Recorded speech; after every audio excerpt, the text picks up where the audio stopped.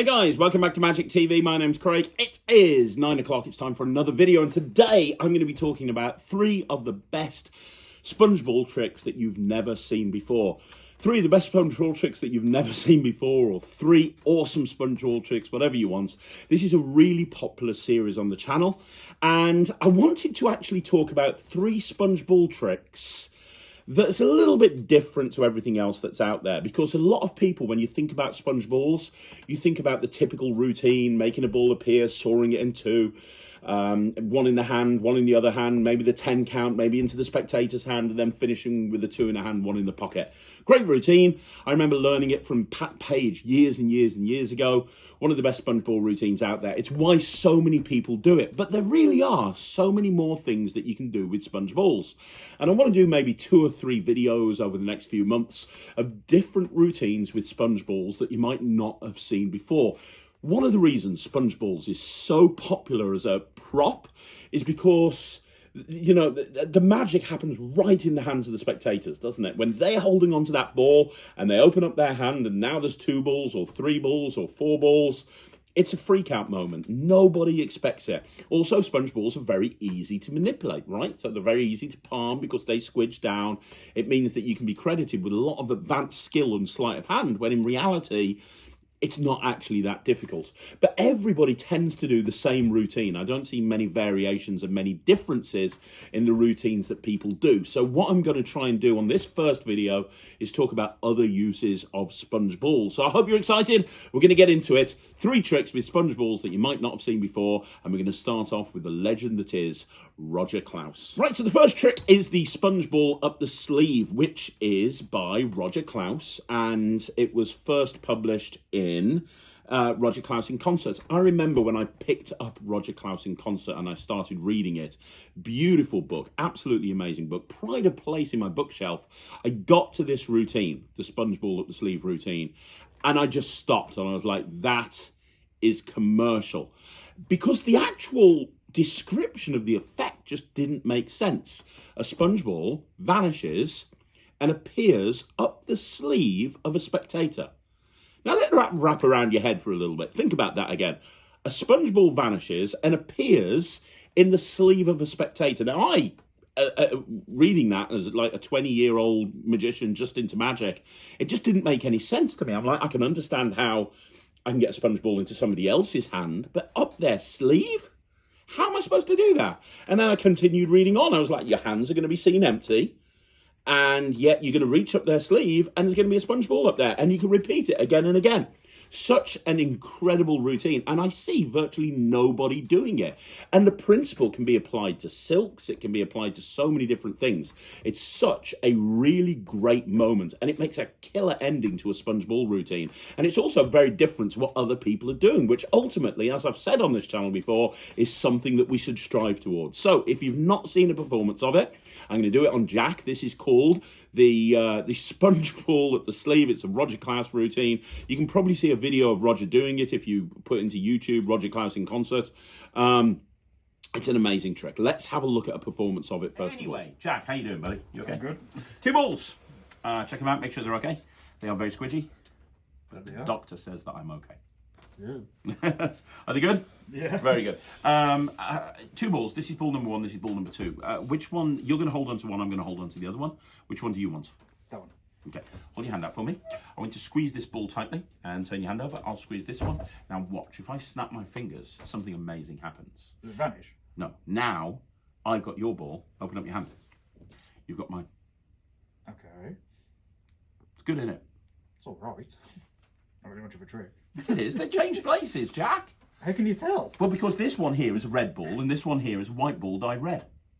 Is he? Yeah, that's a white ball dyed red. That's a red ball. You can blatantly see the difference. Hold your hand out. Look, you take this one, squeeze it tightly. I'll take this one. I'll do this. If I snap my fingers, they change places. Look, have a look. Look, you've got this one. This is the red one, I think.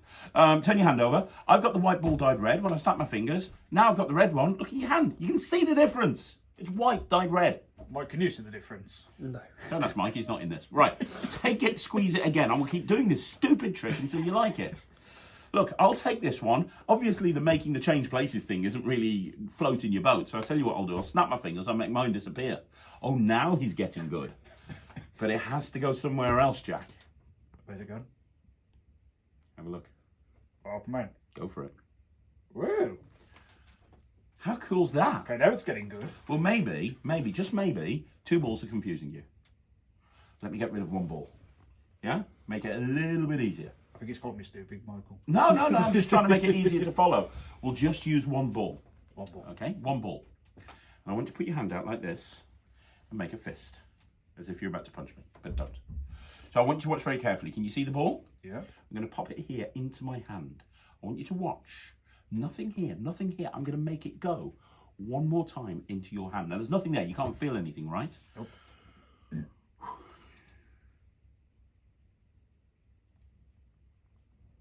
Oh. You're not going to believe this. Open up your hand. It's not. Yeah. Oh, it's not. That's odd. Oh, you know what's happened? What? Have you ever heard the expression that magicians use their sleeves? Yeah. Well, I haven't got any sleeves, but you have. Nothing in my hands, right? No. I'm just going to come in up your sleeve, like right about there. Ah, yeah, I can feel it. It's right. It's stuck in there. Let me just... What the fuck? It went up your sleeve, Jack. Sorry, I missed your hand. Have you got another one in there? No, you've only got the one. It went up your sleeve, Jack. That's the problem. The fuck? So that's the SpongeBob Up The Sleeve. Now let's talk about all the different ways why this is awesome. First of all, you can slot it into an existing SpongeBob routine. So I did it there as a very simple transposition, then a very simple jumping from my hand into their hand, and then I used the sleeve thing as a finale. But you can put this into a SpongeBob routine at any point that you want to. It can go at the beginning, it can go at the end. It adds an extra element to a SpongeBob routine, regardless of what SpongeBob routine you do. Or it's strong enough to do as a standalone piece on its own, like you just saw me perform it there. So that's the first thing. Second of all, you don't need a table. There's no tables required. It's a perfect routine for strolling. Yes, you are going to need the spectator to have a sleeve, but really, any sleeve will work. A jacket, Jack was wearing a leather jacket and that worked fine. A jumper, anything like that works brilliantly. And to be honest, most gigs I do, they're going to be wearing a jacket. Somebody is going to be wearing a jacket. So it's the perfect routine for a strolling environment. It's also very easy to do. It's not a difficult routine. Once you understand how it works, it's very easy. You can also take it and you can actually make it a longer routine. You can do a repeat SpongeBob to sleeve if you want to, where it keeps going back into the sleeve again and again and again. You can even put it back into their sleeve and have it vanish. That's a very easy thing to do as well. It packs small and plays big. And what I mean by that is all you need is a couple of sponge balls and a common gimmick that most people will carry around with them anyway, and you're good to go anytime, anywhere. It will play to the biggest audience. I've done this on stage in front of 50, 60 people, and it's played brilliantly because you can see what's happening on stage, especially if you use bright yellow balls or bright green balls. It'll play on stage really, really well, but it's also intimate enough to do in a close-up environment or a strolling environment or a parlor show environment. So it's very flexible. There's a lot of different places that you can do it. There's not really any angle issues to speak of. It's really, really strong. And also, when you've done the vanish, your hands are shown empty before you go up the sleeve. And then, once you've pulled it out the sleeve, everything's examinable. They can examine their sleeve, obviously. They can examine the sponge ball. But I think the biggest thing about this particular routine is nobody else is doing it. I've talked on this channel over and over again about the importance of doing stuff that nobody else does. Everybody does the same SpongeBob routine. I could go and ask a spectator, a layperson, have you ever seen a magician do a trick with a couple of balls, a couple of red spongy balls? Yeah, what did they do? Nobody will ever say, they made it disappear and make it appear up my sleeve. That's not something that you ever hear happening, but that's what happens in this routine. It's a fantastic routine. You can learn it from I learned it from Roger Klaus in Concert, the book, but I believe there's DVDs out and videotapes out that you can learn it from as well. And over the years, people have taken this concept and published variations of it as well. But It's just incredible. If you do sponge ball magic, it's a great moment to include in your sponge ball routine, as well as an amazing moment to include in its own right. So that's the first routine with sponge balls that there's a chance you've never seen before. Now we're going to move on to the Benson Bowl. So this is actually my favourite Benson Bowl routine. Or no, it's not. Actually, I'm lying. I'm lying to you right now. My favourite Benson Bowl routine is Benson Burner by Tom Stone. And at some point, I'll do a video on Tom Stone. And when I do, I'll be waxing lyrical about Benson Burner. I think it's one of the greatest magic tricks ever created. However, this is my favourite routine to perform from a commercial point of view. Benson Burner is really something that you need to do on stage. It's not something that you can do in a walk around or a strolling environment. It's something that you have to do from a distance. But this routine you can do anytime, anywhere. Now, this is how I opened my virtual shows during the pandemic. I actually opened my virtual shows with this. Now, I'll be honest with you, when I did it during the pandemic and I opened my virtual shows with this, I was using a really nice Benson bowl that had designed with a beautiful mahogany magic wand. But this is the way that I do it an awful lot in house parties. I get booked to do a lot of house parties where I'm doing sort of close-up magic in a person's house, and I'll be in the kitchen, then I'll be in the back garden, then I'll be in the backyard, then I'll be in the living room, just walking around showing people magic. And a lot of the time I'll do this in a kitchen. I'll go, hey, has anybody got like a bowl, like maybe a cereal bowl or something that I can borrow? Yeah, bring it over, we're going to do something. And I'll go into this routine. It's a wonderful 4-phase routine, and I'm going to talk about why I love it so much in a second. But first of all, let's have a look at the performance of it. So here it is. I call this Easy Benson Bowl. Hello. So I've got a little bowl here. You can check it out, and make sure it's okay. Yeah. I nicked it out the kitchen, actually. It's the Mike, isn't that yours? I think so. Oh dear. And as well as that, I also have these 3 balls. I have 3 balls. My mum called me special. We will begin. Watch carefully. The idea is very simple. I'm going to take these balls one at a time. First of all, this one. Don't worry about this one or this one. Just watch this one. You see, if I just squeeze and snap my fingers, when I do, that first one vanishes. Where'd it go? Now, you might have missed it. I'll do it again with this one. Don't worry about this one. Watch this one. Stay. See, they're trained. If I snap my fingers, that one vanishes as well. That's number 2. The last one, I put it in my hand and I snap my fingers, and you can tell. Hang on, if I snap, I always struggle with the third ball.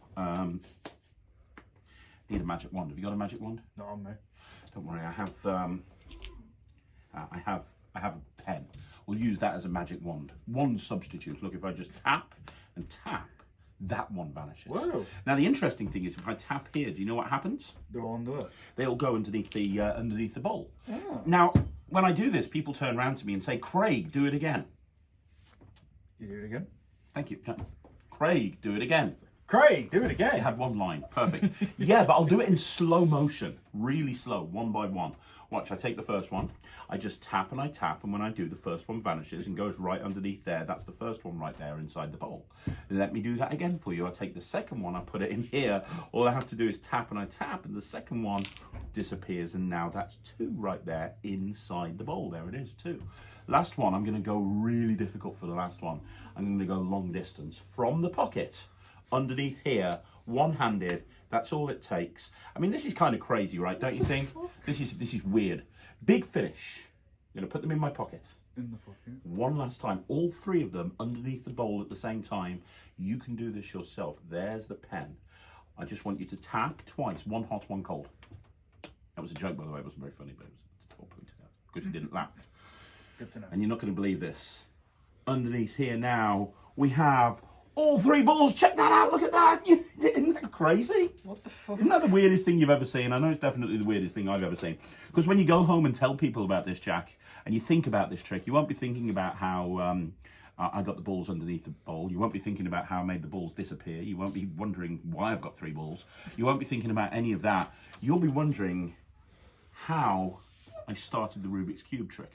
What Rubik's Cube? Well, the Rubik's Cube that's right there underneath the bowl. What the Because fuck? you see, that's the Rubik's Cube that we're going to use for the next trick that we're going to do a little bit later on. So that's a performance, and as you can see, it's another routine that packs small, plays big. You just need a few sponge balls in your pocket, whatever your final load's going to be, a pen, and you are good to go. Now, the first thing that I really love about this routine is it's quite short. It's only a couple of minutes long, 2 or 3 minutes long, but in that period of time, there's a lot of magic happening. It's very much so many magical moments. If you actually think about it, the first phase, all 3 balls vanish and go underneath the bowl. Then in the second phase, they're going under there one at a time. Then in the third phase, they all jump from the pocket to underneath the bowl. And in the final phase, you've got that final load, whatever that final load's going to be. So there's a lot of moments of magic, and it just builds and builds and builds. One of the big things I like about this is it's a transitional trick. Now, what do I mean by a transitional trick? I'm a big believer in creating set lists and routining an act together. And one of the ways that you do that is you think about how to transition from point A to point B. How do you get from this routine to this routine? Well, the Benson bowl routine is a fantastic way to transition from a routine with sponge balls to, in the case of the performance there, a cube routine, right? Because at the end, you've got that Rubik's Cube that's just appeared from nowhere, and then you can go into a cube routine. It's a great transitional piece. You put the balls away and you're going into your next routine. I've loaded cards, packs of cards underneath there, and I've gone into a card routine. Or I've had somebody name a card at the beginning of the routine, and then I've done the Benson bowl routine and I've loaded an invisible deck underneath. So at the end, their cards turned over in the middle of the deck. I've loaded coins underneath there. I've actually, even in the past, loaded, I've got a stress ball that's actually a Rubik's Cube. So I've loaded a Rubik's Cube under there. And I go, the weird thing, it's actually sponge, and you pick it up and it's sponge, and then you drop it into a bag and it turns into a real Rubik's Cube, and you go on from there. There's a lot of different moments. Because you've got this final load, there's a lot of different ways that you can take this trick. The other thing is, even though you do require a table, you don't need a close-up pad or anything like that. You can do this on any table surface, unlike like a chop cup routine or a cups and balls routine, where you kind of sometimes need a soft surface. Like with Matrix, you're picking up coins secretly and dropping them. You need that. You don't with this. Because the balls are sponge, they make no noise when you secretly load them underneath the bowl, which means that you can do it absolutely anywhere. You can even, I've done this in the past in a kitchen, in a house party, and somebody's held onto a tray, and I've done it onto a tray that they're holding onto, which works really, really well. The other thing about this trick that's so great is that you can extend it or you can reduce it. You can add phases or take phases away. You can really just make it your own.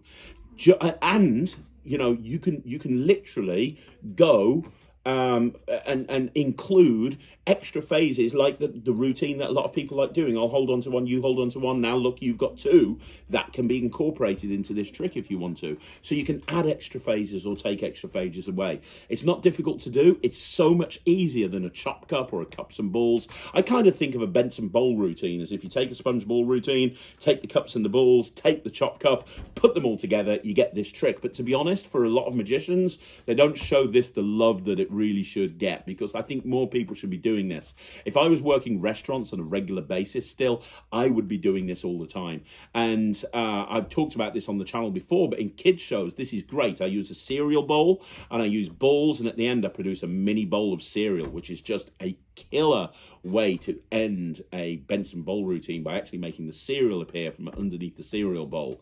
If you use, we'll get into, there's other things I do with it as well, but there's just, the point about this is it's easy to do.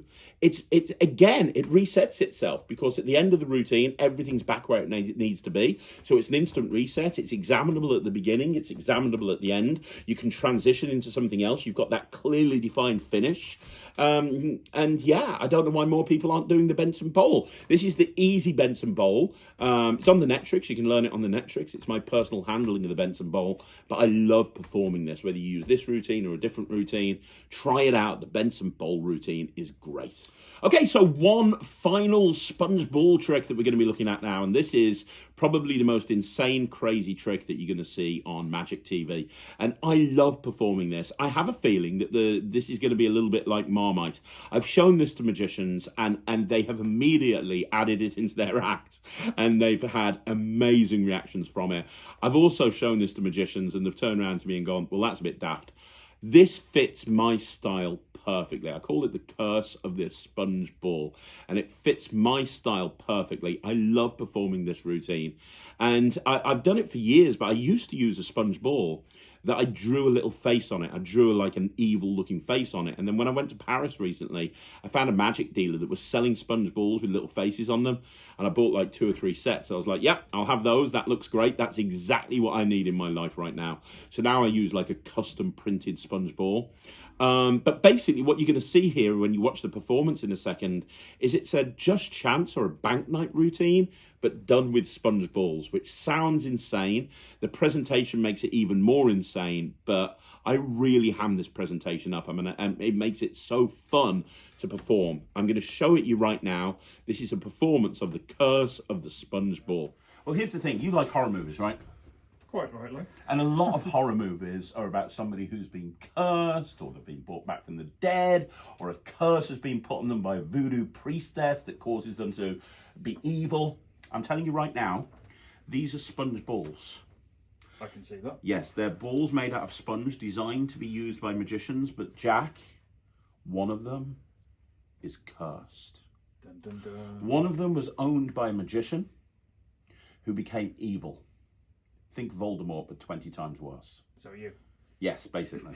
It was owned by one of the most evil magicians of all time, and when he died, this sponge ball fell into the hands of another wizard or magician who instantly became evil. And that happened through the centuries.